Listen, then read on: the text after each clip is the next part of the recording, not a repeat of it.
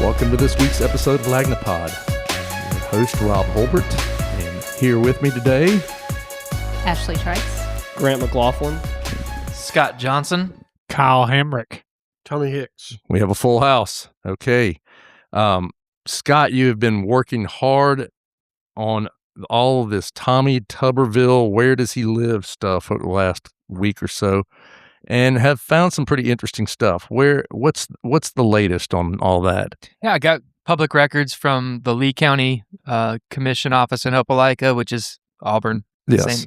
Yes. I requested the county exemption, property tax exemption records for the applications on those. On his house there, yeah. Cherry Street house, right? Yeah, one bathroom, 2,500 square foot, no, 1,500 square foot house there near the university. We've known that he's owned this house, or his family has owned this house since 2017. Right. We've known that it was only his son Tucker and his wife that were on the deed until 2024. So the records I got from the Lee County Revenue Commission's office is that it showed that it was not his wife who signed for the tax exemption. It was his son Tucker who signed for that. So when you go for this exemption, when you go for your homestead exemption, you have to apply in person, correct? Yeah, it's you can only put it on one piece of property. Right. For single family homes, basically. Anybody, Generally, that's considered where people live. Yeah. Most people are going to say you can't have it on multiple houses, and they're usually going to put it on the house they live in. It helps reduce the property tax. And in this case, there was what I guess others had reported earlier was that there was a Thomas Tuberville on there, and they said, well, that kind of puts it to rest. He's got a homestead exemption on this house and has had it since whenever. Yeah, there was multiple articles where they were pointing to that homestead exemption. And Tuberville, Tommy Tuberville agreed to that as well. Said, yes, that's right. Yes. That's right. I'm good to go. It shows my residence. And for those who aren't familiar, there's a 7-year residency requirement for governor. So from the date of election. So if he wants to run for governor in this year, November 2026, he needs to have established a primary residence, which would have been before November 2019. Right. That would matter because he wasn't on the deed until later. But what you found out was that the Thomas Tuberville on there is his son Holly. His son Tucker. Tucker. Yes. Sorry, he's Holly. His son Tucker. Yes. Tucker is the one who signed and that was not changed until he was added to the deed. Right. He actually applied for a different kind of homestead exemption, which people 65 or older can apply for. Yeah. So, and it's kind of what you suspected. I was suspecting to see Tucker's signature there.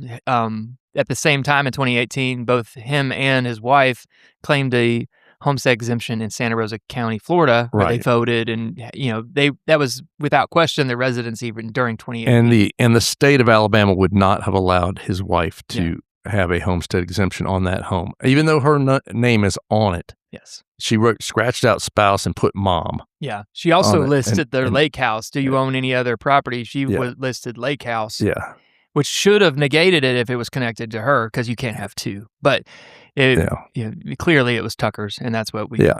So the other part of it, that at this point you've done. I mean, honestly, that you've done more reporting on this than anybody else in the state. I have come to the absolute conclusion at this point that Tuberville doesn't have anything that shows that he lived there prior to 2019, to that date in 2019 that he was there. And if he does, he's not shown it. So there's opportunities for him to show state income tax records, or show us his driver's license. I forwarded a clip to some of you guys over the weekend. Where the conservative commentator was talking back in how he was raising this issue in 2019, and very, he's a Tommy Tuberville supporter. He said the senator wouldn't show him his driver's license then.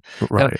So lots of opportunities to show it, and I'm sure this is this isn't going to get me not elected. That's where the kind of attitude I'm sure that he's looking at this as is we're not going to address it because really it's not going to have any kind of weight on whether or not to get votes or not. I think it will. I think it will. But I think the thing that we're not doing it because we're trying to get Tommy Tuberville not elected or anything. It's just our job to verify these things. And, unfortunately, a lot of the other media in the state aren't really going to do it. And you're doing it. And, as I wrote in my column this week, I am at this point just convinced that by the preponderance of the evidence that there's nothing that shows that he lived there. And there's a lot of stuff that shows that he was still using his address in Florida as his primary address long after routinely after the 19th. So you've got other he's signed legal documents in Florida for other properties using that. It's just and he's avoided other circumstances where he could have used that address and hasn't done it. Yeah, if the listeners haven't viewed the other articles we've done, I've looked at his Senate travel expense records and his campaign finance expense records. One showing that his travel disclosed in the Senate. There's very voluminous records of him continuously traveling to Florida during Senate work breaks. Especially and he's getting paid back by the taxpayers for flying to Florida, which if that is his vacation home, he shouldn't be doing that. Yeah. And so, he's not supposed to be doing it at all. If he's flying home, if he lives in Alabama, the way it works in Congress is that if you're flying home, you are typically doing work at home. You're doing something at home. Yeah. When you go on vacation, you don't get reimbursed for going on vacation. And he's doing a lot of that in the records, but there's always a stop in Florida. There's always a sure. In 2023 there was numerous trips where it was just trips to Florida. So it's interesting. He hasn't responded to any of the questions concerning that. I think at this point you've laid it out there. I think that people can make their decision on it.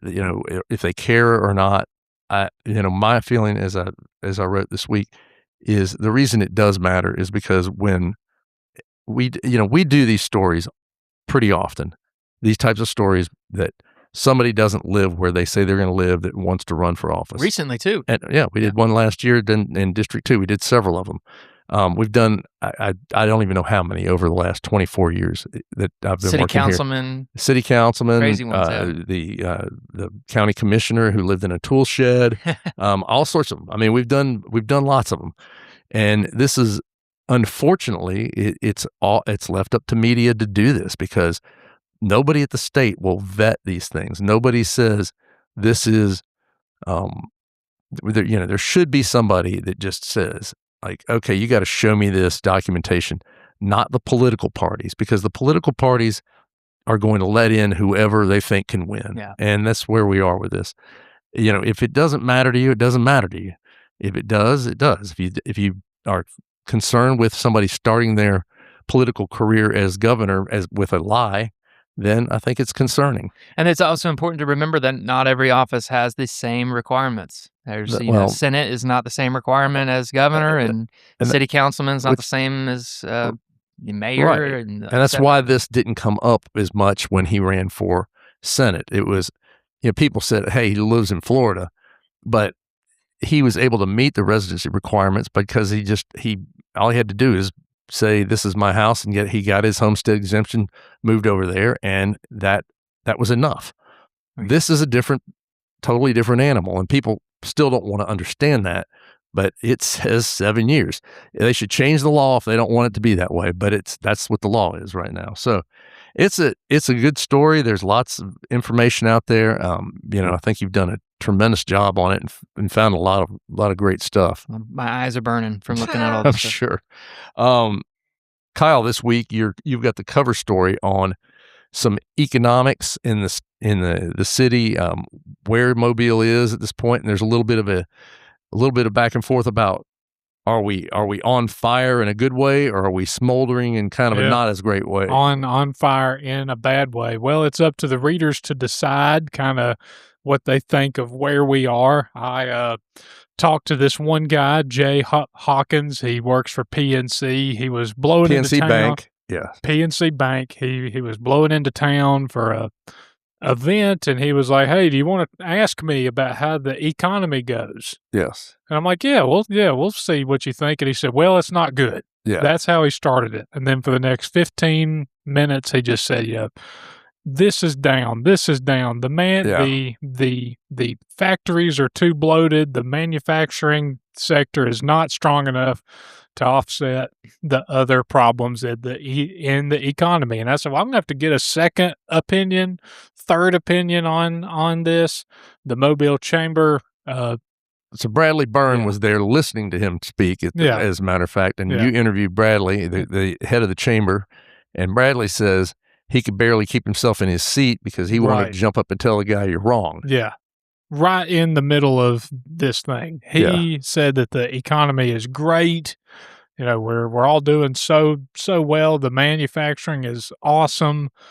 Sure, we need to diversify things more, Yeah. but I mean, I things think are in all good the way fairness, they Bradley are. said, That's what he said. I think in all fairness, he says we need more, but he That's true. said we're doing very well Right. at this time. Right. You know? He did not share the view of Jay Hawkins that Mobile would be an underperformer for the entire South. I think if you were looking at these two guys in a literary context, one is Eeyore and the other is Pollyanna. You know, Yeah. there's Or Tigger.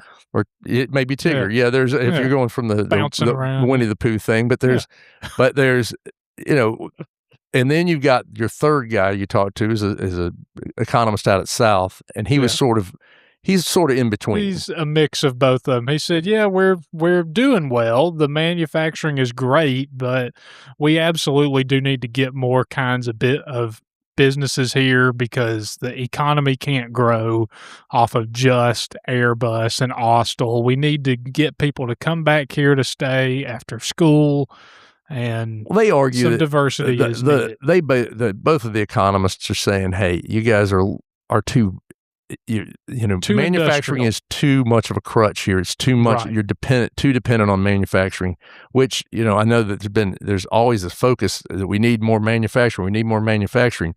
But in their regard, Mobile has plenty of manufacturing. Right. And we need to be looking at other things like technology, more medical, Some more, banking banking. things. That's one Yeah. area they said we were really lacking in is banking. But Yeah. Bradley says we got more banks than we've ever had. Says, yeah, he's Building a he brand has a new one hard down the time- street. Yeah, Yeah, he says he has a hard time keeping up with all the banks that we have here. Yeah. So there's definitely a tale of two cities, but it's the same city. Here, going back to the more literary stuff, but it's same city, different fire. I'm reading that book right now. Okay, by the way. good. Does it talk anything about the economy? No, No, I'm just no. That's set in the French Revolution, I think. Yeah, I'm just trying they to didn't have very understand what many it's. banks at that point either. They had some other things They had they other were trying issues. to figure out. It's hard enough just to read the sentences. I'm like, got to interpret every single. Yeah. This is it's a good story. I think folks can check it out and kind of judge for yourself. I know if you've got as somebody who has a son who is 23 years old and graduated college and wants to come back here,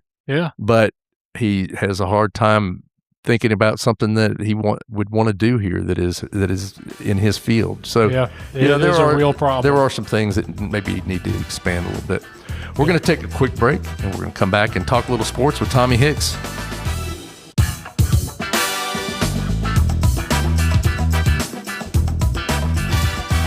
And we are back with Tommy Hicks. Tommy, there's a little bit of football news this time of year. It's not maybe the best kind of football news, but There's always football news, but sometimes it's more newsy than others. Yeah. Right now, Zach Golson, who's the head coach at MGM, has been placed on a leave of absence. I talked to him the day that the news broke.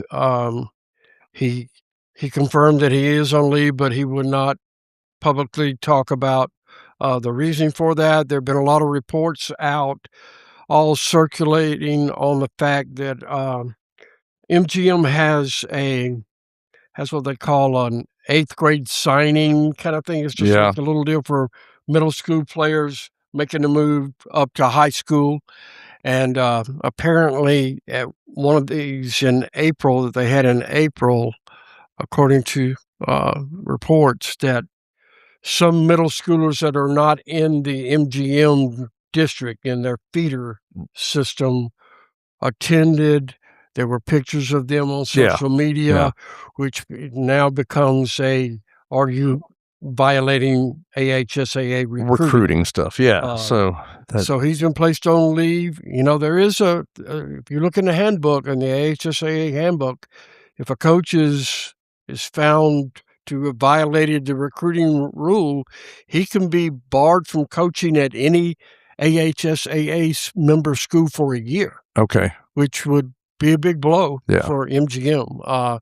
Alex Page, who played at South Alabama, if you remember, he was a good player there, defensive end. He is the defensive coordinator. He's been placed in charge of the program right now. They actually played their spring game Thursday. Okay. How long is he suspended? Do we know? We do not know. It's just apparently the AHSAA is investigating this particular case, and as we'll find out in our next story that we discuss, investigations, usually we don't find out what the heck. Well, tell us more about that story. So we've got some a little bit more on the Daphne High cheer coach situation. Yep.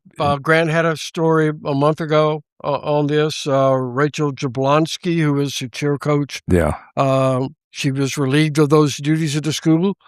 There were some parents or other supporters of the school that said that there was an alleged incident where she allegedly took part in a lap dance on a competition trip. Yeah, that's right, to Orlando with a student so a student slash cheerleader, apparently gave her a lap dance in a hotel room. I don't know if apparently. Allegedly. Let's say allegedly. Yeah. No, I was going to say that there are a lot of people who say that video. There's allegedly a video that some are saying is not even real. This doesn't exist. Yeah. But yeah, and it was during a cheer trip to Orlando. And all of this, just to put it in context, all of this came out after there were some changes in the program, and they decided to switch from a more, I guess you would call, traditional cheerleading squad to a more a group that is more of the competitive cheerleading, right. Which, as you know, I know, and lots of parents are discovering there's a big competitive cheer thing where there are state competitions, right? Or a national competition. Competitive cheer is it's way more like gymnastics and doing and all sorts of stuff.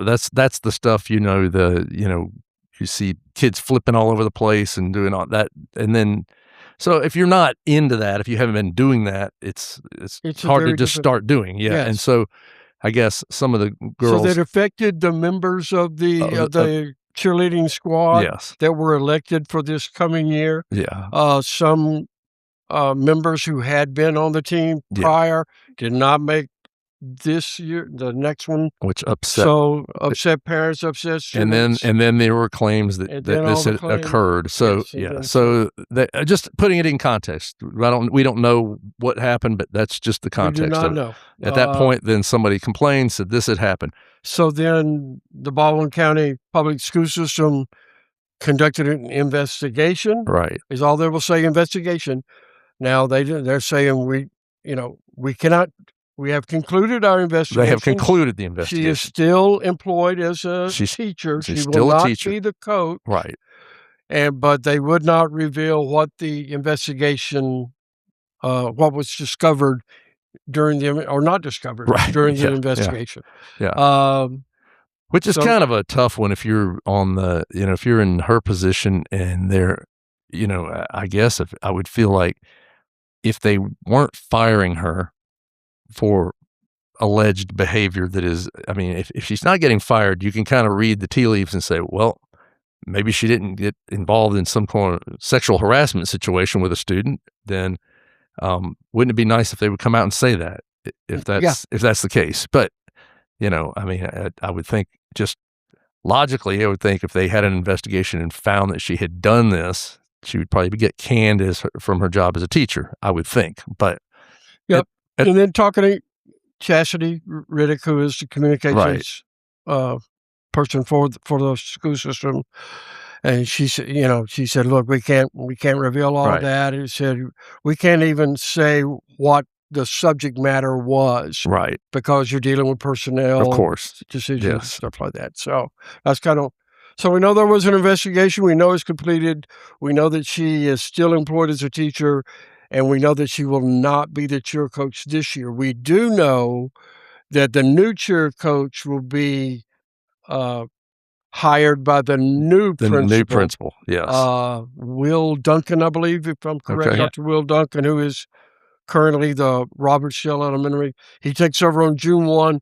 So that Mr. Comer, who is going out, is going to put that, Yes. let him have He'll get that hot tater right on there. his way out. Because there's also some rumors that some of the girls have said if they don't put her back, they're not going to do the cheer thing. It's there's a lot going on there, but there's a lot going on with that. There's a lot going on there.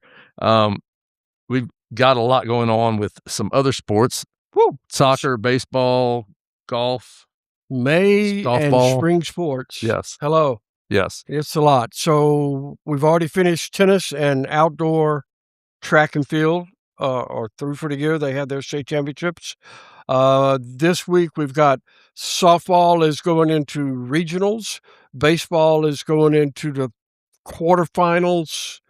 Golf, the sub-states were finished this week. The state tournament will be next week at 3 different locations, including Magnolia Grove will have the 6A, 7A state championships on Monday and Tuesday.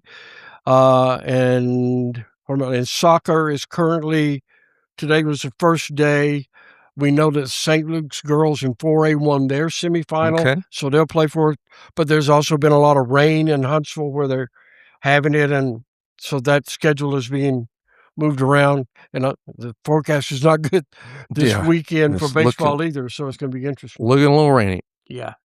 And then I guess also just let's talk a little bit about the Hall of Fame. Yeah, Mobile Sports Hall of Fame. In their 2026 induction class, well, he's really good class. Derek Coleman, former NBA player, will be inducted. Derek Burrows, NFL player, former NFL player. Only Derek's in this class, right? A couple of Dereks. Yeah.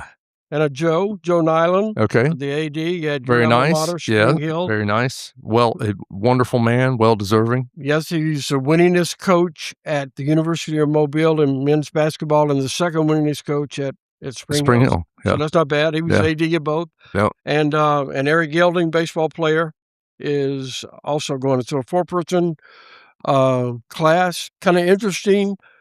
The 2 Dereks and Eric. Yeah. Were all first-round draft picks in their sport. That's so great. That's pretty impressive. That's impressive. You could throw 3 first-rounders in there and a guy who's been basketball and AD coach at 2 schools in town. So. Yeah, it's awesome. Good group. stuff. All right. Well, thank you, Tommy. All right. We're going to take a quick break, guys. We'll come right back and talk a little bit more.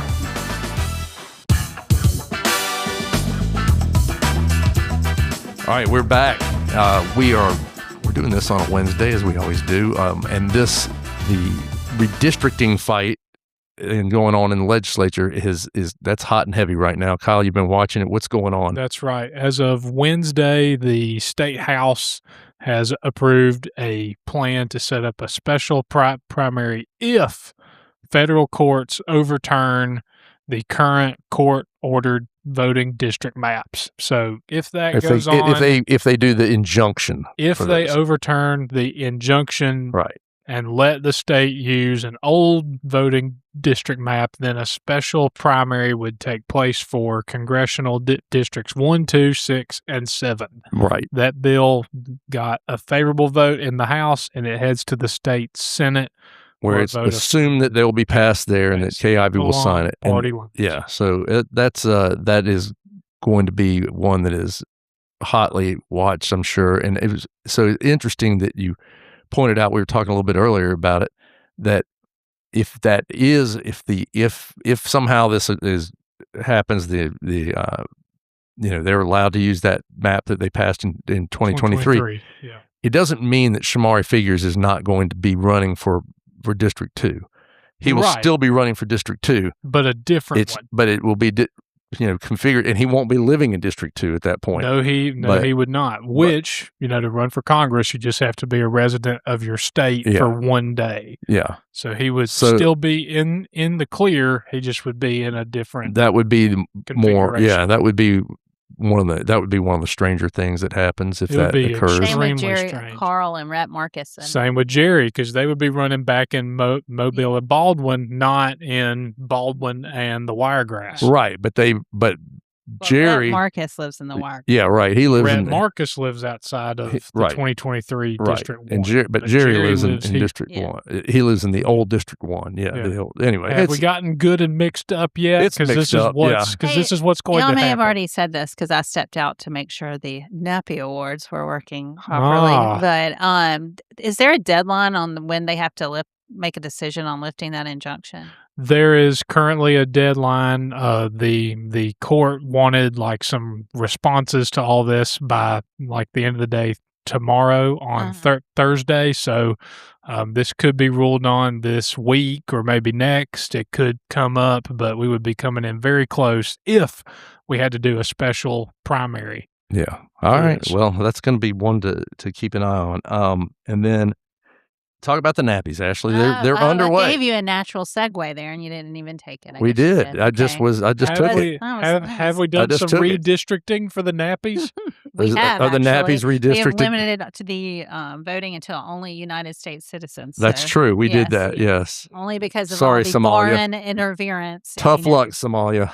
Yes. But. No more Russian bots. The Eastern European voting bloc had gotten too large. Yes. So we've started votenappies.com now through May 31st. You can vote once per category per day. It seems to be working fine at the moment, knock on wood. Yes, so, everything is functional. Yes. Lots of fun stuff. And then this year's theme is Rhinestone Radio. So I hope you're all getting your chaps ready for the nappies. I've always got my chaps ready. For the nappies. And then let's also talk real quick. You are featured on a national podcast this week. As are you. Yes. Well, at the Toddcast. The Chuck Toddcast. Yeah. Yes. The former moderator of Meet the Press has his own podcast, which may be a slightly better name than the Lagnapod. Maybe. I don't know. The Toddcast, it lends itself. Yes. We had a good time talking with him. It's part of the Local News Day Initiative, which is just another organization, meant to highlight the importance of local journalism and, trying to make sure everyone is solvent for the future because it's always a battle here. Trying to make people subscribe or advertise, or when we're fighting Facebook and Google on the advertising front and fighting, I'm never going to pay for news on the and AI and sharks all around us everywhere. Yeah, so it's just we're swimming in bloody water all the time. It's tough. Every time we get up on land, and something else grabs us back down. But anyway, how did I get off on that? Chuck was lovely. Yes, he was very kind to us. Very kind to have us on, and he, his wife apparently is from Pensacola, so he's down in this area a lot. He was talking about that quite a bit. The also, if you're interested in seeing that, you can go to our Facebook page, the Lagniappe Facebook page. It is linked on there, and you can also just search the Chuck Toddcast. So it's on iHeartRadio, or Apple or Spotify or wherever you get your podcast. Wherever you pick up your podcast. Also link to it in the description. Yes, there we go. So you can check it out. And then we also have this week your column. You're writing about Alabama Power being voted one of the most trusted organizations. Yes, this was not in the nappies. This was by Newsweek.